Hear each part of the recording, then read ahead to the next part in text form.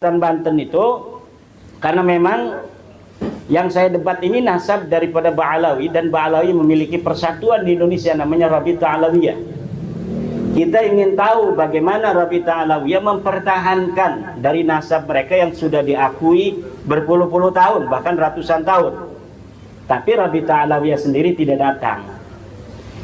Walaupun demikian, karena yang melaksanakan saudara-saudara saya yang ada di Banten itu, saya didatangi oleh panitia, Yai mohon sebagai pengantin harus datang. Insya Allah saya datang.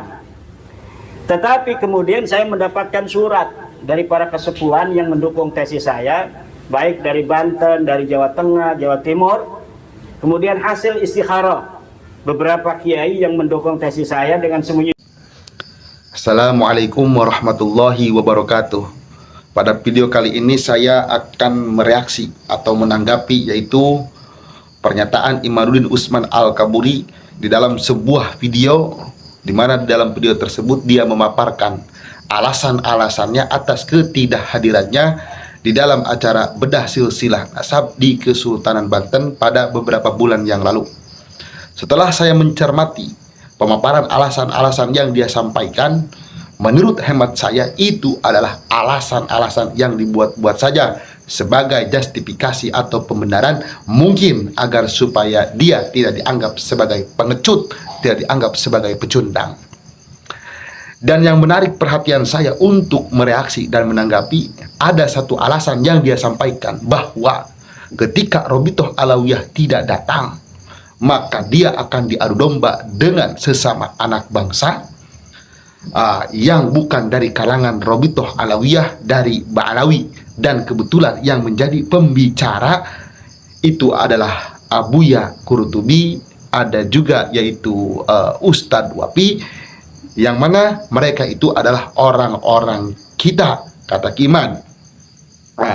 Jadi kita itu nanti kayak zaman Belanda, diadu domba sesama anak bangsa, dan mereka kemudian enak-enakan. Maksudnya Robitoh Alawiyah atau Ba'alawi itu kemudian enak-enakan maksudnya. Nah, di dalam alasan yang dia sampaikan ini, dia menganalogikan bahwa kedatangan Ba'alawi ini sama dengan yaitu kedatangan Belanda ke Indonesia. Ini sangat tidak bisa dibenarkan. Mengapa demikian? Karena kedatangan Belanda ke Indonesia pada saat itu adalah untuk menjajah Indonesia, untuk yaitu merampas, untuk merebut kekuasaan atau wilayah di Indonesia. Sedangkan kedatangan Ba'alawi belum pernah terdengar, belum pernah terbukti mereka datang ke Indonesia ini untuk menjajah. Mereka datang ke Indonesia ini untuk itu merebut kekuasaan Indonesia. Tidak pernah terdengar, tidak pernah terjadi, dan tidak pernah terbukti adanya Ba'alawi datang ke Indonesia untuk menjajah. Masya Allah, ini adalah sebuah fitnah yang keji, tuduhan yang kejam yang dilontarkan oleh Imad terhadap Robitoh Alawiyah, terhadap Ba'alawi. Sungguh penganalogian yang sangat jauh daripada variabelnya. Masya Allah. Ada lagi dari siapa tuh? Ya, mbah kemarin yang saya tanggapi juga.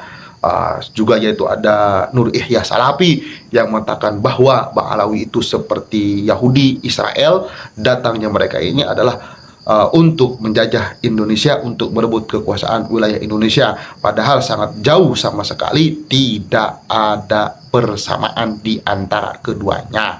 Belum pernah terdengar Ba'alawi ingin menjajah Indonesia, apalagi sampai melakukan gencatan senjata, penyerangan melalui jalur udara ataupun darat, itu tidak pernah terjadi. Jadi ini sekali lagi adalah sebuah fitnah yang keji yang dilontarkan oleh Imaduddin Usman Al-Kaburi bersama dengan pendukungnya. Dan yang kedua, Imaduddin Usman Al-Kaburi ini menganalogikan bahwa dirinya beserta dengan kelompoknya itu adalah sama seperti Abuya Qurtubi dan Gus Wapi. Menganalogikan dirinya beserta kelompoknya itu sama seperti Abuya Qurtubi dan Gus Wapi. Jadi mengatakan ini kan orang-orang kita, jadi nanti kita bisa diadu domba sesama anak bangsa. Ini justru ini juga adalah sebuah pengkiasan, sebuah penganalogian yang tidak mendasar. Di dalam pertemuan silaturahmi dan bedah silsilah nasab di Banten itu adalah untuk membuktikan apakah betul tesis, hipotesa atau penelitian Imaduddin Usman Al-Bantani itu yang mengatakan, yang mengibtol nasab Sadah Ba'alawi. Itu kan untuk membuktikan itu. Jadi bukan masalah pribumi atau bukan pribumi, bukan.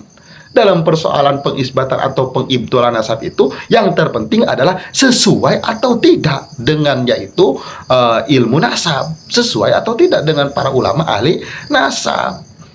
Itu jadi tidak ada kaitannya antara pribumi atau non pribumi. Jadi maka ketika Imaduddin menganalogikan Buya Qurtubi sama dengannya, itu sungguh tidak bisa dibenarkan. Mengapa demikian?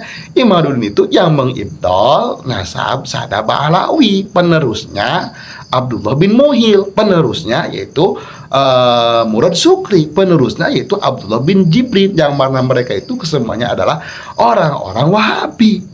Sedangkan Buya Qurtubi berdasarkan argumentasinya, berdasarkan dalil-dalilnya, beliau adalah yang meyakini adanya nasab Ba'alawi sesuai daripada yaitu ulama Ahlus Sunnah wal Jamaah yang pakar di dalam bidang nasab. Penerusnya Al-Imam Bahauddin Al-Janadi, penerusnya yaitu Ibnu Hajar Al-Haytami, Al-Imam Murtado Az-Zabidi, terus juga Al-Imam Sakhawi.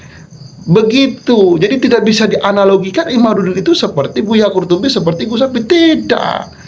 Sungguh sangat berbeda, bagaikan yaitu air dengan minyak yang tidak bisa disatukan di dalam persoalan nasab ini. Masya Allah. Jadi saya himbau kepada Imaduddin Usman Al-Kaburi, janganlah ketidakhadiranmu di Banten itu kemudian membuat alasan-alasan yang tidak bisa dimengerti oleh akal yang sehat. Masya Allah, kabur-kaburan kesana kemari, ongkoh nangtang ongkoh ngaudangkeun matian sare, tapi giliran ditiangkeun ngempot, ditiangkeun malah kabur-kaburan. Geus naon nu kitu ngaranna, lamun lain pecundang, lamun lain pengecut ya Al-Kaburi. Masya Allah. Sekian, wassalamualaikum warahmatullahi wabarakatuh.